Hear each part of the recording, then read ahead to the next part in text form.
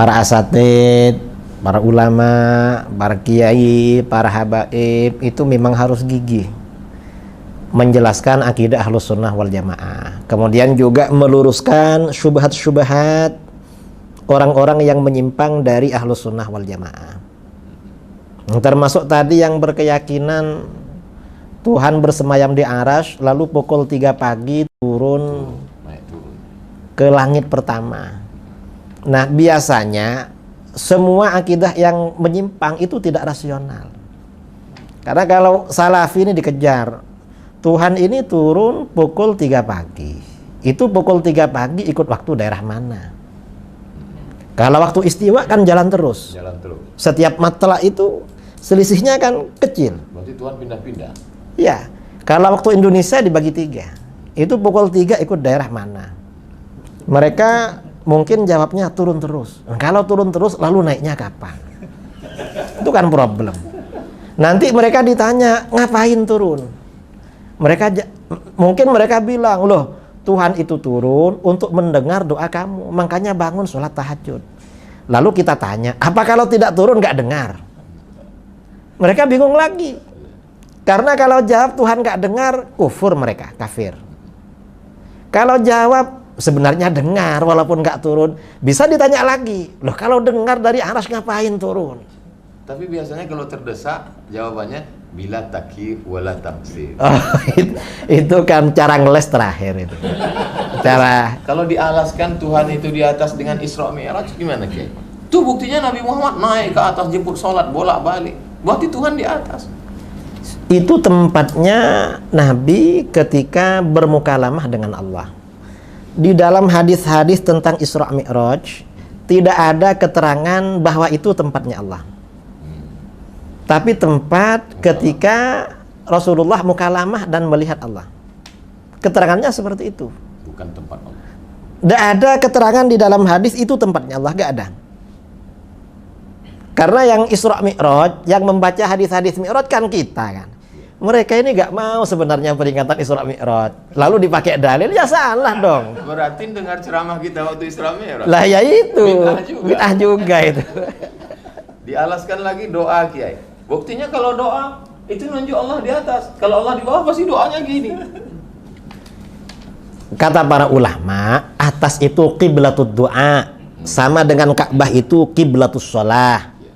Kalau tanah itu qiblatus sujud. Gak ada orang sujud itu ke atas, gak ada, ya pasti ke tanah. Makanya di dalam Al-Quran itu fasjud waqtarib, sujudlah dan mendekatlah. Kalau ini tidak ditakwil, ini bahaya, karena berarti Allah ada di bawahnya karpet ini. Berarti Wahabi ini kalau mau pakai otak sedikit aja ya. Sebenarnya kalau dipakai sedikit itu lumayan, hasilnya bagus. Maksudnya Allah berada di atas ya. Ini bukan perkara baru, ini perkara yang ijma. Barang siapa yang menyelisih, dia telah menyelisih ijma ulama. Adapun mengenai dalil dan anehnya para hadirin ya, yang termasuk menyatakan Allah di atas, banyak ulama Syafi'iyah, banyak sekali. Banyak ulama Syafi'iyah. Di antaranya Imam Syafi'i rahimahullahu taala, dinukil oleh As-Sabuni, dinukil oleh Al-Baihaqi. Ya, Imam Syafi'i berdalil dengan hadis Al-Jariyah. Ya. Imam Syafi'i berdalil kitab Al-Um, jadi hadis dalam Sahih Muslim, tatkala ada seorang ingin membebaskan budaknya, maka Nabi bertanya kepada budak tersebut, "Aina Allah?" Allah di mana? Kata budak tersebut, "Fis sama," di atas langit. "Man ana?" Siapa aku? Kata budak tersebut, "Anta Rasulullah sallallahu alaihi wasallam." Adalah utusan Allah. Kata Nabi, "A'tiqha fa innaha mu'minah." Bebaskanlah, merdekakanlah budak ini, sesungguhnya dia seorang budak yang beriman ya. Ini disebut oleh Imam Syafi'i dalam kitabnya Al-Um ya. Kemudian dijadikan dalil oleh Imam Syafi'i. Oleh karena dinukil oleh Al-Baihaqi dan juga dinukil oleh As-Sabuni ya, tentang pendalilan Imam Syafi'i ini tersebut. Ya. Di antaranya seperti pernyataannya Al-Muzani, murid langsung Al-Imam Syafi'i. Di awal kitabnya disebutkan Allah istiwa di atas arsy dengan zatnya. Ya. Makanya sekarang ini timbul fenomena orang-orang yang mereka berani mengatakan kami secara fikih Imam Syafi'i, tapi secara akidah Asy'ari. Dia tidak mengatakan kami fikihnya Syafi'i, akidahnya Syafi'i, tidak.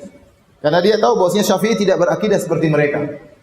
Seandainya mereka mau konsisten, harusnya mereka mengatakan kami fikihnya Syafi'i, akidahnya juga apa? Syafi'i. Bahkan saya katakan lebih utama Anda mengambil akidah Syafi'i daripada cuma sekedar fikihnya. Lebih utama Anda mengambil akidahnya Imam Syafi'i daripada sekedar apa? Fikihnya. Kenapa mereka mengatakan kami Syafi'i secara fikih, secara akidah Asy'ari? Ada yang mengatakan kami secara fikih Syafi'i, secara akidah Maturidi. Ada yang mengatakan kami secara fikih Hambali, secara akidah Mu'tazilah. Kenapa? Karena Imam Ahmad, Imam Syafi'i tidak berakidah seperti akidah mereka. Ini isyarat bahwasanya mereka tidak ridho dengan akidahnya Imam Syafi'i. Kalau mereka mau belajar bukunya Al-Muzani, murid langsung Imam Syafi'i dalam kitabnya Syarh Sunnah lil Muzani, sejak awal pembukaan dari buku tersebut sudah dikatakan Allah dengan zatnya berada di atas arsy. Sehingga sudah membatalkan akidah mereka sejak awal. Namun mereka tidak pernah mengangkat ini. Mereka selalu menukil ulama Syafi'i belakangan. Berkata ini belakangan-belakang semua.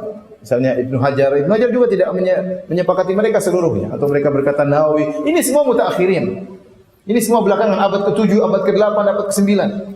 Kalau antum bicara abad ke-6 ke belakangan, ulama Syafi'iyah semuanya mengatakan Allah di atas. Masih berpegang teguh dengan akidah Imam Syafi'i. Tatkala muncul ilmu kalam, ilmu filsafat dipelajari oleh Al-Baqillani, kemudian ditularkan kepada yang lainnya, akhirnya banyak yang terpengaruh.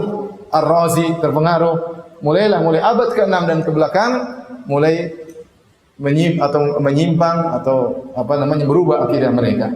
Di antaranya mereka terpengaruh dengan akidah Mu'tazilah dan Jahmiyah sehingga mereka mengingkari Allah di atas. Nah, kita berusaha mengikuti akidah Imam Syafi'i.